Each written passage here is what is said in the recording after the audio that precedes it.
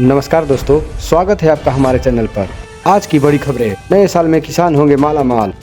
पटना स्थित बिहार विधानसभा को बम से उड़ाने की धमकी ईमेल के जरिए दी गई।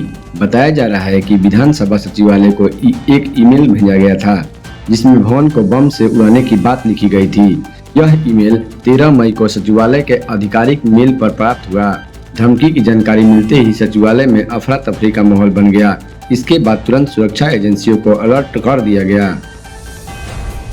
बिहार सरकार के मंत्री श्रवण कुमार ने मुख्यमंत्री पद को लेकर बड़ा बयान दिया है। उन्होंने कहा है कि मुख्यमंत्री किसका होगा, यह फैसला किसी एक दल को नहीं होगा। यह निर्णय बड़े स्तर पर लिया जाएगा और गठबंधन में शामिल सभी दल मिलकर तय करेंगे। उन्होंने कहा है कि अभी इस विषय पर सार्वजनिक रूप से कुछ भी नहीं कहना जल्दबाजी होगी। सही समय आने पर भी इसका अंतिम निर्णय होगा। मिडिल ईस्ट में ईरान युद्ध के कारण तेल और गैस आपूर्ति बाधित हो गई है। ईरान ने स्ट्रेट ऑफ हार्मुज को बंद करने का ऐलान 4 मार्च को किया था। 10 मार्च तक आते आते तेल संकट के विकराल रूप ले लिया है। हालांकि भारत में गैस संकट ज्यादा है क्योंकि कतर में होने वाली आपूर्ति बाधित हो गई है। हालांकि तेल सबसे बड़ी जरूरत है। समुद्र में रूस का 12.4 करोड़ बैरल तेल तैर रहा है। अभी तक इसका कोई खरीदार मुश्किल से मिल रहा था, लेकिन अब इसे लेने के लिए आपाधापी मच गई है। अफगानिस्तान ने शुक्रवार को पाकिस्तान के हमलों का करारा जवाब दिया। पाकिस्तान की ओर से किए गए हवाई हमलों में अफगानिस्तान के 2 सबसे बड़े शहरों राजधानी काबुल और कंधार को निशाना बनाया गया, जिसमें तालिबान अधिकारियों के अनुसार 6 लोगों की मौत हो गई। तालिबान ने इस कार्रवाई के बाद जवाब देने की चेतावनी दी थी और कुछ ही समय बाद जवाबी हमला भी कर दिया। अमेरिका स्थित think tank institute for science and international security, जो ईरान के परमाणु कार्यक्रम पर नजर रखता है, उसने भी हाल ही में दावा किया है कि ईरान तेहरान के दक्षिण पूर्व में स्थित पारचीन के लादखेन कंपाउंड में गोपनीय सैन्य गतिविधियां चला रहा है। इजराइल और पश्चिमी देशों ने लंबे समय से ईरान पर परमाणु हथियार बनाने का आरोप लगाया था, जिसे ईरान नकारता रहा है, लेकिन वह हर बार लगातार 60% तक यूरेनियम संवर्धन कर रहा है, जो हथियारों के करीबी माने जाने वाली शुद्धता है। ईरान स्ट्रेट ऑफ हार्मुज बंद कर दिया है। दुनिया के 20% तेल और गैस यातायात वाला इलाका लगभग चौक है। तेल की कीमत 2022 के बाद पहली बार $100 प्रति बैरल पार हुई है। पूरी दुनिया में तेल और गैस संकट पैदा हो गया है। ईरान ने जो कहा वह सब हासिल किया। उसने अपने अंडर वाटर ड्रोन का बड़ा हाथ है। पानी के अंदर वह साइलेंट किलर अजोदर है। केन्या के जोमो केंतेयान इंटरनेशनल एयरपोर्ट पर एक चौंकाने वाला मामला सामने आया है। यहाँ सुरक्षा जांच के दौरान एक चीनी नागरिक झांग केकुन को 2000 से ज्यादा जिंदा रानी चींटियों के साथ तस्करी में पकड़ा गया है। यह यात्री चीन जाने वाली फ्लाइट में सवार होने की तैयारी में था, तभी सुरक्षा अधिकारियों ने उसके सामान की तलाशी ली। पश्चिम एशिया में जारी युद्ध और बढ़ते तनाव के बीच ईरान और अमेरिका के बीच बयानबाजी भी तेज हो गई है। डोनाल्ड ट्रंप ने ईरान में जल्द ही जीत का संभावना व्यक्त की। इसके जवाब में ईरान के 2 नेताओं ने बड़ी बयानबाजी की है।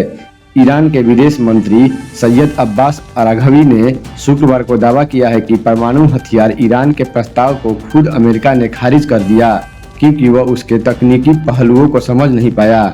वहीं डोनाल्ड ट्रंप द्वारा ईरान की बिजली संयंत्र पर हमले वाली टिप्पणी पर अली लाजिगारी ने करारा जवाब दिया है। कोलकाता पश्चिम बंगाल में भाजपा इस बार हर हाल में सत्ता पाना चाहती है। इसके लेकर भाजपा को रणनीति में कई बदलाव दिखे हैं। 3 दिनों तक बंगाल को लेकर दिल्ली में चली बैठक के बाद यह खबर आ रही है कि भाजपा इस बार बंगाल में सीएम फेस के साथ चुनावी मैदान में उतर सकता है। अमित शाह इस राजनीति पर गंभीरता से विचार कर रहे हैं। उन्होंने बंगाल के प्रमुख नेताओं के साथ इस मामले पर बात की।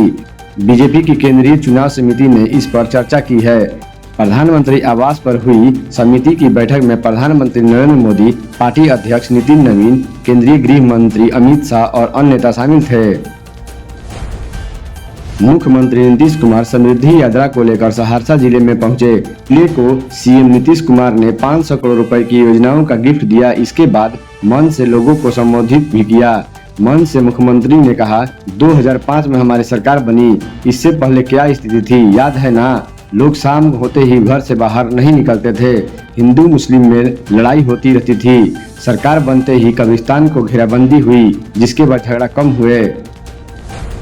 बिहार के सारण जिले के मसरक इलाके में एक दर्दनाक खबर सामने आई है। जहरीले पेय पदार्थ के सेवन से 3 लोगों की मौत हो गई, जबकि 5 लोगों की हालत बिगड़ने के बाद उन्हें इलाज के लिए सदर अस्पताल छपरा रेफर कर दिया गया है। घटना के बाद इलाके में हड़कंप मच गया है और पुलिस पूरे मामले की जांच में जुड़ गई है। कोलकाता हावड़ा सिटी पुलिस ने रामनवमी के अवसर पर निकाले जाने वाली शोभा यात्रा की अनुमति उस रूट से नहीं दी है जिस रूट से आयोजकों ने अनुमति मांगी थी।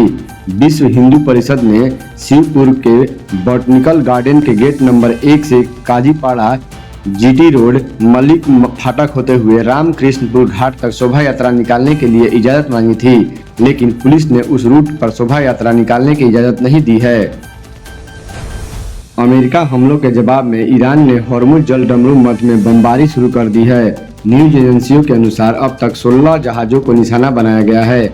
हॉर्मुज इलाकों में बढ़ते तनाव को देखते हुए भारतीय विदेश मंत्री एस जयशंकर ने ईरान के सामने अपने चिंता जत रखा है और शिपिंग सुरक्षा के मसले को उठाया। यह जानकारी विदेश मंत्रालय की ओर से दी गई है।